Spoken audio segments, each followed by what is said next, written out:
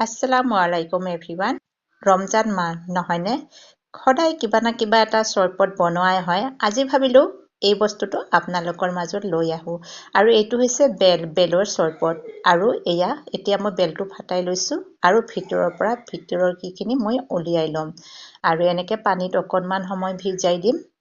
আৰু ভিজাই দিয়াৰ পিছত যেতিয়া ভালকৈ ভিজিব, তাৰপিছত অকণমান নিমখ বা অকণমান চেনি ইয়াতে দি দিম। তাৰপিছত অকণমান এইখিনি চামুচ বা যিকোনো কিহৰে লাৰিলে এইটো ঠিক নহয়, গতিকে হাতখন মই ভালকৈ ধুই লৈ অকণমান হাতেৰে ভালকৈ সানি লৈছোঁ।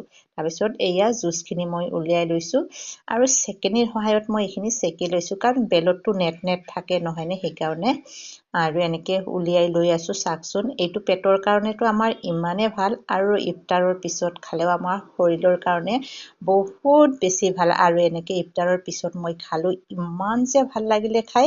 বন্ধু বান্ধৱীসকল, আপোনালোকে ভাল পায়নে জনাবচোন। আজিৰ ভিডিঅ'টো ইমানেই আছিল।